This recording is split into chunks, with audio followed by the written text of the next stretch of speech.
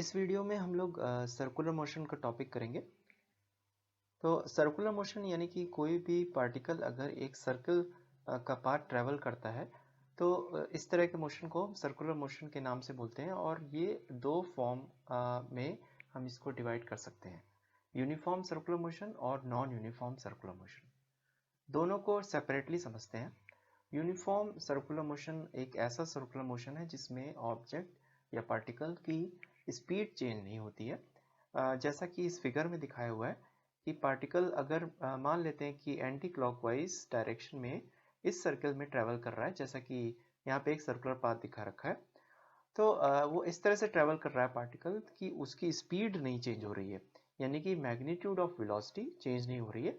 लेकिन circular motion में हर समय पार्टिकल का वेलोसिटी का डायरेक्शन चेंज होता है। जैसा कि यहाँ पे दिखाया हुआ है, एक पर्टिकुलर पॉइंट, अगर इस पॉइंट को पॉइंट ए बोल देते हैं, इस पॉइंट पे वेलोसिटी वेक्टर हमेशा टेंजेंट होता है। वेलोसिटी यानी कि इंस्टेंटेनियस वेलोसिटी वेक्टर इस पॉइंट ए पे दिखाया हुआ है, टेंजेंशियल वेलोसिटी बोलते हैं इसको। ये हमेशा टेंजेंट के फॉर्म में होती है। तो इसको हम लीनियर वेलोसिटी भी बोल सकते हैं इस पॉइंट पे, जो कि हम नॉर्मली डिफाइन करते हैं ट्रांसलेशनल मोशन में rate of change of displacement.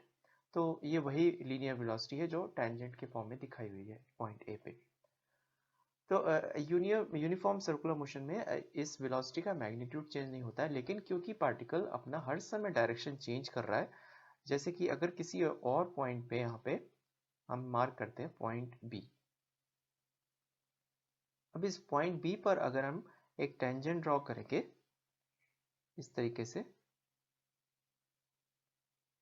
ये हो गया वेलोसिटी वेक्टर। इस पॉइंट बी पर दोनों का डायरेक्शन डिफरेंट है, तो यही इसका मतलब हो गया कि डायरेक्शन हर समय पे सर्कुलर मोशन में पार्टिकल का डायरेक्शन चेंज होता रहता है। तो इस तरह के मोशन को सर्कुलर मोशन कहते हैं, जिसमें पार्टिकल का वेलोसिटी का डायरेक्शन हर समय चेंज हो रहा है। और यूनिफॉर्म सर्कुलर मोशन इसको तब बोलते हैं जब मैग्नीट्यूड जो वेलोसिटी का है वो चेंज नहीं होता है। तो इस केस में एक जो एक्सेलरेशन डायरेक्शन चेंज होने की वजह से होता है, वेलोसिटी का डायरेक्शन चेंज हुआ जैसे कि ए से बी जाने में, उस तरह की एक्सेलरेशन को हम लोग सेंट्रीपिटल एक्सेलरेशन बोलते हैं, जो डायरेक्शन चेंज होने की वजह से हुई है सर्कुलर मोशन के केस में। तो यहाँ पे सेंट्रीपिटल एक्सेलरेशन को ए सी से रिप्रेजेंट किया हुआ है और ये इसका डायरेक्शन टुवर्ड द सेंटर दिखाया हुआ है, ब्लू कलर से दिखाया है। इसका एक्सेलरेशन सेंट्रीपिटल एक्सेलरेशन, इसको कभी कभी हम लोग रेडियल एक्सेलरेशन भी बोलते हैं। तो यूनिफॉर्म सर्कुलर मोशन में वेलोसिटी वेक्टर टेंजेंट होता है किसी एक पॉइंट पे, और इसके पास एक सेंट्रीपिटल एक्सेलरेशन प्रेजेंट होता है। सिर्फ एक ही एक्सेलरेशन प्रेजेंट होता है यूनिफॉर्म सर्कुलर मोशन में। अब इसमें एंगुलर डिस्प्लेसमेंट और एंगुलर वेलोसिटी कैसे डिफाइन करते हैं? तो जैसे कि अगर पार्टिकल ए से बी लोकेशन में गया तो इसने एक एंगल ट्रेवल किया, तो इस एंगल को अगर हम थीटा से रिप्रेजेंट करें तो ये हो गया इसका एंगुलर डिस्प्लेसमेंट थीटा। अब यहाँ पे इक्विवेलेंट ए से बी का एंगुलर डिस्प्लेसमेंट तो थीटा है, लेकिन लीनियर डिस्प्लेसमेंट इसका मान लेते हैं ये आर्क लेंथ ए बी। तो आर्क लेंथ ए बी को हम लिख सकते हैं, ज्योमेट्री की मदद से बोल सकते हैं, रेडियस आर इंटू थीटा। यहाँ पे थीटा रेडियंस में होगा हमेशा, theta should be in radiance. तो यहाँ पे आर यानी कि रेडियस ऑफ सर्किल, तो ये ए बी को हम आर्क लेंथ भी बोल सकते हैं या डिस्प्लेसमेंट भी यहाँ पे बोल सकते हैं, ए से बी की तरफ डिस्प्लेसमेंट। तो डिस्प्लेसमेंट को हम एस के फॉर्म में लिख सकते हैं, S is equal to R theta. तो यहाँ पर rate of change of displacement यानी कि वेलोसिटी, वेलोसिटी यानी कि मैग्नीट्यूड ऑफ वेलोसिटी की बात कर रहे हैं, उसको हम rate of change of displacement भी बोल सकते हैं, D S by D T. तो अगर इस टर्म को डिफरेंशिएट करें तो ये आ जाएगा R into D theta by D T. तो इससे हमको एक रिलेशन पता चल गया, लीनियर वेलोसिटी या टेंजेंशियल वेलोसिटी भी बोल सकते हैं, v is equal to R omega. Omega term होता है एंगुलर वेलोसिटी का। तो ये एक एक्सप्रेशन आ गया जिसमें हमने लीनियर वेलोसिटी या टेंजेंशियल वेलोसिटी को एंगुलर वेलोसिटी से रिलेट किया। v is equal to R omega. Omega angular velocity define की जाती है। तो ये तो हो गया यूनिफॉर्म सर्कुलर मोशन की बात। इसमें वेलोसिटी और एंगुलर वेलोसिटी, डिस्प्लेसमेंट यानी s और एंगुलर डिस्प्लेसमेंट थीटा, ये इस तरह से आपस में रिलेटेड है। और इसमें सिर्फ एक ही एक्सेलरेशन होती है, centripetal acceleration ac।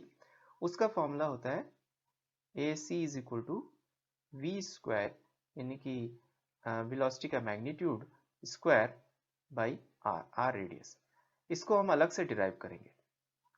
Centripetal acceleration का फॉर्मूला कैसे आया, इसको हम अलग से डिराइव करेंगे। अब नॉन यूनिफॉर्म सर्कुलर मोशन की बात करें तो इसमें क्या फर्क होता है। नॉन यूनिफॉर्म का मतलब है कि सर्कुलर मोशन में पार्टिकल की वेलोसिटी का मैग्नीट्यूड भी चेंज हो रहा है। तो अब मैग्नीट्यूड भी चेंज होने की वजह से इसके पास एक और एक्सेलरेशन प्रेजेंट है जिसको हम टेंजेंशियल एक्सेलरेशन बोल सकते हैं। तो यहाँ पे ये ग्रीन कलर से दिखाई हुई है। तो किसी भी एक पॉइंट पर यहाँ पर पार्टिकल के पास इंस्टेंटेनियस वेलोसिटी जो v से यहाँ रिप्रेजेंट की है, उसका मैग्नीट्यूड भी चेंज हो रहा है और डायरेक्शन भी चेंज हो रहा है। मैग्नीट्यूड चेंज होने की वजह से इसके पास एक टेंजेंशियल एक्सेलरेशन है और डायरेक्शन चेंज होने की वजह से इसके पास सेंट्रीपिटल एक्सेलरेशन है।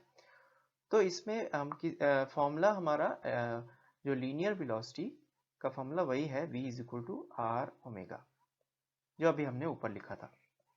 लेकिन क्योंकि यहाँ पर एक मैग्नीट्यूड जो वेलोसिटी का मैग्नीट्यूड है वो भी चेंज हो रहा है, उसकी वजह से टेंजेंशियल एक्सेलरेशन भी है। तो हम टेंजेंशियल एक्सेलरेशन को कैसे लिख सकते हैं, at, डिफरेंशिएट करेंगे इस वेलोसिटी को dv बाई dt। तो ये हो जाएगा radius into D omega by dt, rate of change of angular velocity. इसको हम एक टर्म बोलते हैं एंगुलर एक्सेलरेशन। तो ये हो गया r इंटू अल्फा। अल्फा का टर्म होता है एंगुलर एक्सेलरेशन का। तो ये एक बहुत इंपॉर्टेंट रिलेशनशिप आ गई टेंजेंशियल एक्सेलरेशन की, r इंटू अल्फा। अल्फा से रिलेशन हो गया इसका, अल्फा यानी एंगुलर एक्सेलरेशन।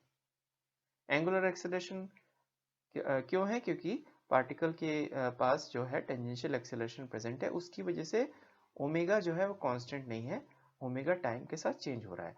तो rate of change of angular velocity यानी omega is equal to alpha यानी एंगुलर एक्सेलरेशन। और इसके अलावा इसके पास एक सेंट्रीपिटल एक्सेलरेशन भी है ac, जिसकी वैल्यू हम v स्क्वायर बाई आर, वही फॉर्मूला v यहाँ पे किसी एक पर्टिकुलर इंस्टेंट पे वेलोसिटी का मैग्नीट्यूड, क्योंकि यहाँ पे मैग्नीट्यूड भी चेंज हो रहा है इसलिए फॉर्मूला वही है, लेकिन v इंस्टेंटेनियस किसी एक समय पर उसकी वेलोसिटी का मैग्नीट्यूड हो जाएगा। तो ये दो तरह की एक्सेलरेशन प्रेजेंट है।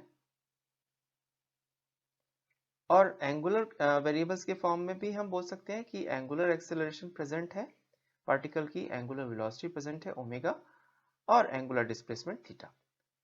तो ये एक जनरल सा आइडिया हो गया यूनिफॉर्म और नॉन यूनिफॉर्म सर्कुलर मोशन के बारे में। ये सारे वेरिएबल्स को हमने रिलेट कर दिया। अब एक बहुत इंपॉर्टेंट चीज सेंट्रीपिटल एक्सेलरेशन, जो हमने फॉर्मूला लिखा है v स्क्वायर बाई आर, इसका डेरिवेशन सीखते हैं।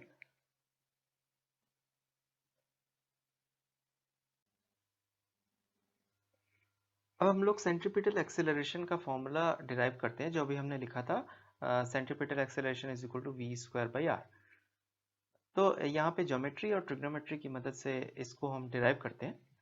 तो जो ये वाला फिगर, जो पहला वाला फिगर बनाया हुआ है, इसमें ये दिखाया है कि ऑब्जेक्ट ट्रेवल कर रहा है एक पॉइंट से दूसरे पॉइंट, जैसे कि हम यहाँ पे मार्क कर लेते हैं पॉइंट ए, और इसने एंटी क्लॉकवाइज डायरेक्शन में ट्रेवल करते हुए पॉइंट बी तक आया है। तो इसका मैग्नीट्यूड तो वही हम मान लेते हैं, यानी कि v1 और v2 मैग्नीट्यूड वाइज तो दोनों इक्वल है, लेकिन डायरेक्शन चेंज हो गया। जैसे यहाँ पे दो वेलोसिटी वेक्टर v1 वेक्टर और v2 वेक्टर दिखाए हुए हैं, उनका डायरेक्शन चेंज हो गया है। इसके अलावा हम ये देख सकते हैं कि इसने एंगल ट्रेवल्स किया है, थीटा एंगल ट्रेवल्स किया है ए से बी जाने में। तो रेडियस वेक्टर इन दोनों पॉइंट का पोजीशन वेक्टर हम बोल सकते हैं, जो सेंटर से मार्क किया हुआ है, सेंटर ओ मान लेते हैं। इससे पॉइंट ए का रेडियस वेक्टर जो भी है वो उसका पोजीशन वेक्टर हो गया, यानी r1 वेक्टर, और पॉइंट बी पे r2 वेक्टर इसका पोजीशन वेक्टर हो गया। दोनों का मैग्नीट्यूड तो रेडियस है, r1 वेक्टर और r2 वेक्टर दोनों का मैग्नीट्यूड तो रेडियस ही है। तो पहली बात तो इन यहाँ पे r1 वेक्टर से r2 वेक्टर जाने में इसका एक डिस्प्लेसमेंट कवर हुआ है a से b में, उसका अगर हम ट्रायंगल के फॉर्म में बनाएं तो r1 वेक्टर r2 वेक्टर इसके बीच का एंगल थीटा और इसका डिस्प्लेसमेंट हो गया डेल्टा r वेक्टर, जो ट्रायंगल लॉ के हिसाब से हमने यहाँ पे बना दिया। अब अगर हम वेलोसिटी की बात करें, डायरेक्शन चेंज हुआ है वेलोसिटी का v1 से v2 में, तो इसी तरह से हम बोल सकते हैं जैसे a से b जाने में इसने थीटा एंगल सबटेंड किया, यानी थीटा एंगल से रोटेट किया है। ठीक उसी तरीके से v1 वेलोसिटी वेक्टर जब v2 वेलोसिटी वेक्टर के फॉर्म में बन गई है a से b जाने में, तो इन दोनों के बीच में भी एंगल थीटा ही होगा। जैसे कि रोटेट किया है a से b जाने में, वैसे ही वेलोसिटी वेक्टर भी रोटेट कर गई है v1 से v2 जाने में बाई थीटा। तो वेलोसिटी वेक्टर का अगर हम एक ट्रायंगल लॉ के फॉर्म में बनाएं, v2 vector minus v1 vector हमको निकालना है, क्योंकि हमारा एम है सेंट्रीपिटल एक्सेलरेशन निकालना। कैसे लिखेंगे centripetal acceleration? a vector is equal to v2 vector minus v1 vector, इसकी मैग्नीट्यूड की बात कर रहे हैं सिर्फ, और divide by time delta T, ये निकालना हमारा एम है। तो इसलिए हमको v2 vector minus v1 vector का ट्रायंगल बनाना पड़ेगा। तो यहाँ पे हमने एक और ट्रायंगल बना के देखा है, v2 वेक्टर माइनस v1 के लिए v1 को जस्ट इसका उल्टा कर लिया, जैसे कि यहाँ पे minus v1 vector down arrow करके बनाया है और इसको ट्रायंगल को कंप्लीट कर लिया। ये थर्ड साइड हो गई v2 minus v1, change in velocity vector.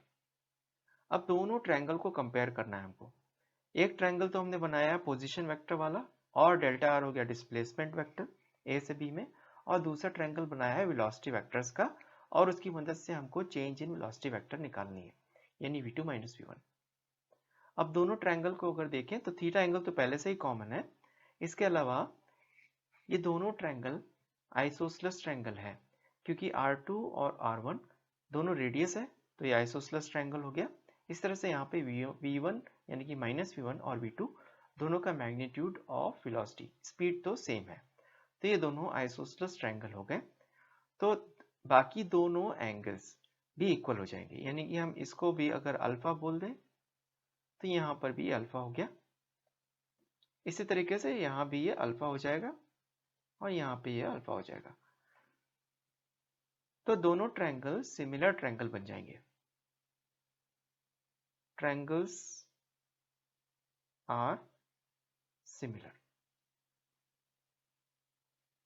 अब ये तो हमने प्रूव कर दिया कि दोनों ट्रायंगल सिमिलर ट्रायंगल है, तो सिमिलर ट्रायंगल की प्रॉपर्टी यूज करते हैं, यानी कि ratio of the sides equal होंगे। तो रेशियो ऑफ द साइड्स को इक्वेट करा देते हैं, v2 माइनस v1 इसका मैग्नीट्यूड और डिवाइडेड बाई डेल्टा r इसका मैग्नीट्यूड, और इसको इक्वेट करा देते हैं किसी दूसरी साइड से, यानी कि v2 वेक्टर का मैग्नीट्यूड और डिवाइडेड बाई r2 वेक्टर का मैग्नीट्यूड।